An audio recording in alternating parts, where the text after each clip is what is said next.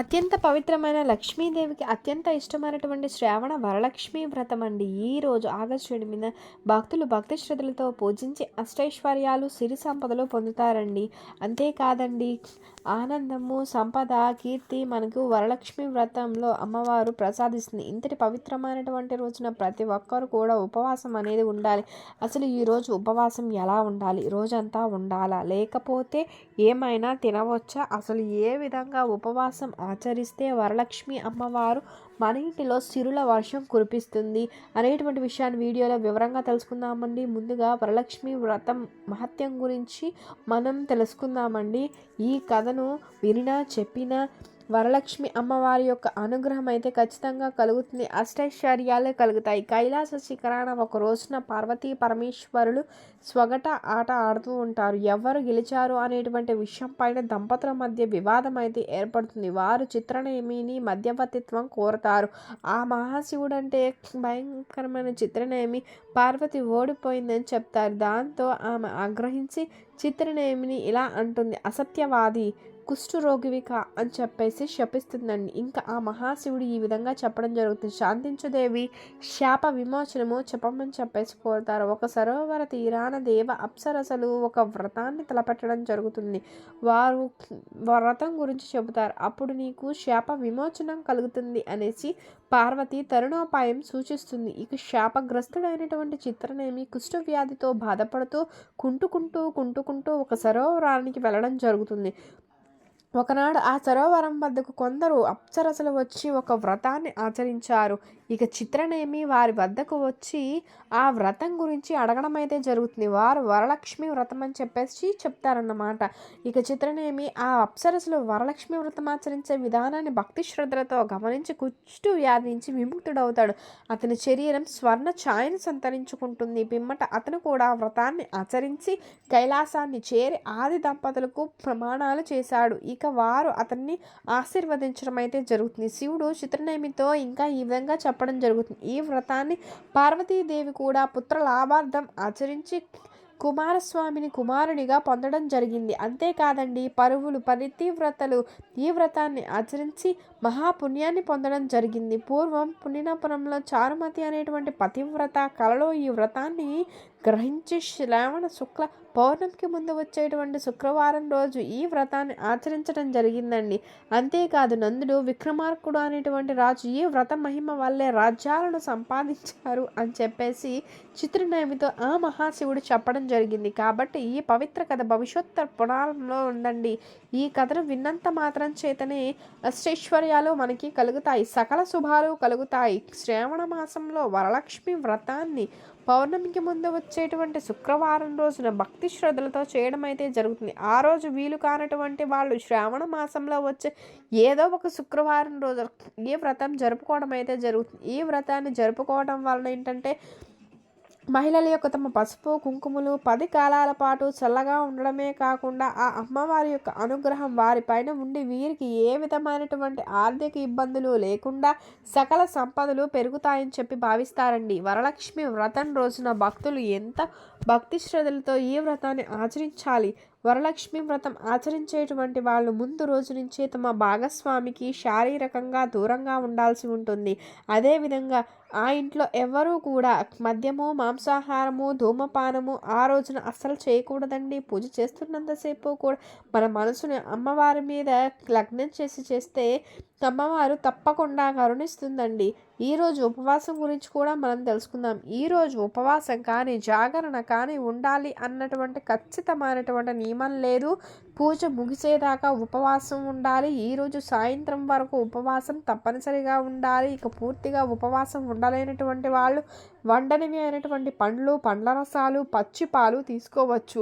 అరటి పండు స్వీకరించవచ్చు. అరటి పండు తీసుకోవడం వలన ఏంటంటే మనకి హెల్త్కి కూడా కొంచెం ఇబ్బంది లేకుండా ఉంటుంది. పొటాషియం అనేది ఎక్కువగా ఉండడం వల్ల ఎనర్జీ లెవెల్స్ని పెంచుతుంది. సో దీన్ని పండుగ లేదా జ్యూస్ రూపంలో మాత్రం తీసుకోవచ్చు. ఉపవాసంలో సమయంలో పచ్చిపాలు తీసుకోవటం వల్ల వాటి ద్వారా విటమిన్స్, కాల్షియము, మెగ్నీషియము పుష్కలంలాగా లభించడం జరుగుతుంది. దయచేసి ప్యాకెట్ పాలను మాత్రం యూజ్ చేయకండి. స్వచ్ఛమైనటువంటి గేదె ఆవు పాలను మాత్రమే స్వీకరించడానికి ట్రై చేయండి. పాలను మనం చాలా పవిత్రంగా భావిస్తాం కాబట్టి ఒక కప్పు పచ్చిపాలు తీసుకుంటే ఉపవాసం ఉన్నటువంటి సమయం అంతా కూడా ఎలాంటి ప్రాబ్లం ఉండదు. అలానే పండ్ల రసాలను మీ ఇంటిలో చేసుకొని కూడా మీరు స్వీకరించవచ్చు. ఈరోజు ఒక్క ద్రాక్ష రసం తప్పించి ఏదైనా సరే మనం స్వీకరించవచ్చు. ద్రాక్ష రసం మాత్రం ఈరోజు తీసుకోకూడదు. ఇలా పండ్ల రసాలు తీసుకోవటం వలన ఏంటంటే చేసినంతసేపు కూడా మనకి ఏ ప్రాబ్లము లేకుండా ఉంటుంది. అలానే బాదం గింజలు, ఖర్జూరాలు కూడా తీసుకోవచ్చు. ఈరోజు నానబెట్టిన శనగలను అమ్మవారికి ప్రసాదంగా పెట్టి అమ్మవారికి పెట్టాలి. ఆ విధంగా కనుక పెడితే అమ్మవారు ఎంతగానో ఇష్టపడుతుందండి. ఈ విధంగా చేసేటువంటి వాళ్ళు సాయంత్రం వరకు కూడా ఉపవాసం ఉండాలి. ఉపవాసం ఉన్నటువంటి వాళ్ళు సాయంత్రం అమ్మవారికి సమర్పించినటువంటి ప్రసాదాలను నైవేద్యంగా స్వీకరించాలి. అంటే పూజానంతరము 5గురు ముత్తైదువులను పిలిచి వారిని లక్ష్మీదేవిగా భావించి వాయినంగా ఇవ్వాలి. వరలక్ష్మి వ్రతం రోజు చేసేటువంటి సూర్యుడు ఉదయించేంత వరకు నిద్రపోకూడదు. ఇతరులను దూషించడం, అసభ్యకరంగా మాట్లాడడం ఇలాంటివి కూడా ఏమీ చేయకూడదు. పూజ పూర్తయ్యేంత వరకు ఉపవాసం పాటించాలి. ఆరోగ్యం బాగాలేనటువంటి వాళ్ళు ఉపవాసం చేయాల్సినటువంటి పరిస్థితి అయితే లేదు. శాకాహారం తీసుకుంటే సరిపోతుంది. బ్రహ్మచర్యం పాటించాలి. గర్భవతులు 5 నెలలు దాటినటువంటి వాళ్ళు ఈ వ్రతం ఆచరించకూడదండి. అదేవిధంగా శిశువుకు 22 రోజులు నిండకోకుండా కూడా ఆ తల్లి ఈ వ్రతం అనేది చేయకూడదు. పూజ మధ్యలో నిలవకుండా పూజకు కావలసినటువంటి వస్తువులన్నింటినీ కూడా మనం ముందుగా సిద్ధం చేసుకుని అయితే పెట్టుకోవాల్సి ఉంటుంది. పూజ మధ్యలో అనవసరంగా మాట్లాడుకోవడము, మనస్సును అమ్మవారి లగ్నం చేసి పూజ చేయాలండి.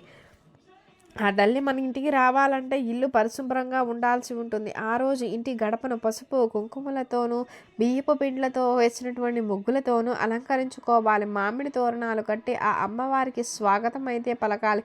తులసి అమ్మవారిని కూడా చక్కగా అలంకరించాలి. ఇక ఆ అమ్మవారిని ఆసీనపరిచేటువంటి దేశం కూడా శుచిగా ఉండేలా చూసుకోవాలి. పూజా ప్రదేశాన్ని గోమయంతో కానీ లేకపోతే పసుపుతో కానీ చక్కగా అలకాలి. అమ్మవారిని ప్రతిష్ఠించే చోట వస్త్రాలు పరిచి దానిపైన బియ్యం పోయాల్సి ఉంటుంది. తమలపాకులు ఉంచి పసుపు కుంకాలు వేయాలి. కలశంలో లక్ష్మీదేవిని ఆవహింపచేసిన పసుపు గౌరమ్మ రూపంలో ఆ అమ్మవారిని కొలువు తీర్చిన, ఫోటో పెట్టి పూజించిన, ఉగ్ర రూపంలో ఆరాధించిన అన్నీ ఆ తల్లి యొక్క ప్రతిరూపాలే. అన్నీ అమ్మవారిని మనం ఏ రూపంలో ఆచరించినా సరే పూజించినా సరే తల్లి అనుగ్రహిస్తుంది.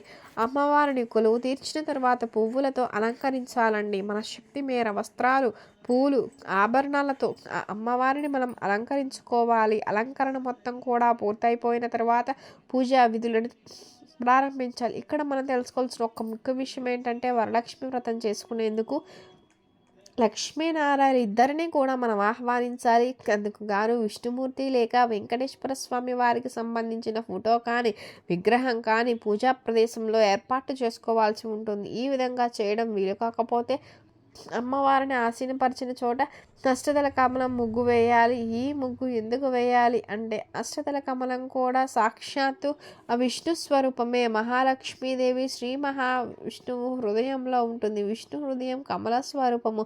అందుకే అష్టదళ కమలం ముగ్గునైతే వేయాల్సి ఉంటుంది. ఈ విధంగా చేస్తే దంపతులు ఇద్దరిని కూడా ఆహ్వానించినట్లుగా అవుతుంది.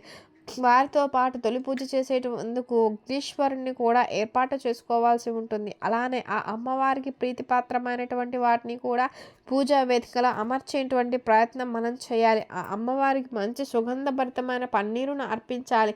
చందనం రాయాలి.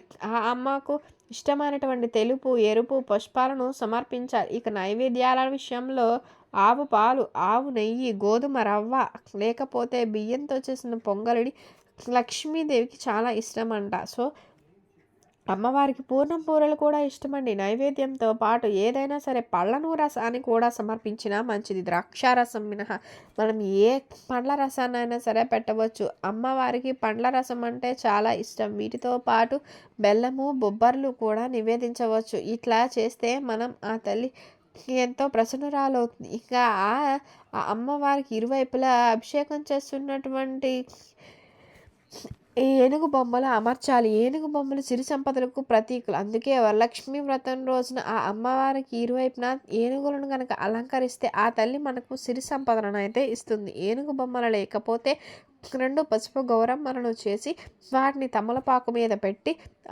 అమ్మవారికి ఇరువైపులా ఏర్పాటు చేసుకోవాలి. అవి కూడా ఏనుగు బొమ్మలతో సమానంగా భావిస్తారు. ఇంకా ఒక చిన్న పూల బుట్టలో నిండుగా పువ్వులను మరియు ఆభరణాలను ఉంచి అమ్మవారి పక్కన ఉంచాలండి. అలా చేసినటువంటి పూల సజ్జ అంటే ఆ అమ్మవారికి చాలా ఇష్టం. ఒకవేళ పూల సజ్జ లేకపోతే ఏదైనా సరే పాత్రలో నిండుగా నీళ్లు ఉంచి అమ్మవారి పక్కన ఏర్పాటు చేయండి. ఈ విధంగా చేస్తే మీకు ఎన్నో శుభాలను ఆ అమ్మవారు చేకూరుస్తుంది. అమ్మవారిని లక్ష్మి అష్టోత్తర శతనామాలతో అర్చించాలి. వీలైతే 108 పువ్వులతోనూ లేకపోతే గులాబీ రేకులతో అర్చించాలి. గులాబీ పువ్వులు మినహా మిగిలిన ఏ రేకులు కూడా ఆరాధనకు పనికిరాదు. పువ్వులు లేకపోతే అక్షింతలతో అర్చించిన, కుంకుమతో అర్చించిన, తామర గింజలతో అర్చించిన ఒకే ఫలితం లభిస్తుంది. వరలక్ష్మి వ్రతంలో మొగలి, మారేడు దళాలు అంటే చాలా ఇష్టమండి. కుదిరినటువంటి వాళ్ళు వాటితో ఆ తల్లికి అలంకరించుకోవచ్చండి. పూజ చేసినంతసేపు కూడా కుటుంబ సభ్యుల్లో ఎవరైనా సరే విసినికర్రతో వీస్తూ సేవ చేయాలి. వరలక్ష్మీదేవిని శక్తి తర్వాతతో అలంకరించిన తర్వాత వరలక్ష్మి వ్రతంలో పేర్కొన్న విధంగా షోడశోపచారాలతో అమ్మవారిని పూజించాలి. షోడశోపచారాలతో పూజించడం అంటే ఆడపడుచుగా వచ్చిన ఆ అమ్మవారిని భక్తితో ఆరాధించడం అండి. ఆవాహయామి అంటూ ఆహ్వానించాలి. వచ్చి ఆశీనురాలు కమ్మని చెప్పి ప్రార్థించాలి. ఈ ఇంటికి వచ్చినటువంటి అతిథి కాబట్టి పంచామృతాలతో అభిషేకం చేయాలి. వస్త్రాలు, ఆభరణాలు అందుకోమని కానుకలు ఇచ్చి పసుపు, కుంకుమ, అక్షింతలతో పూజించాలి.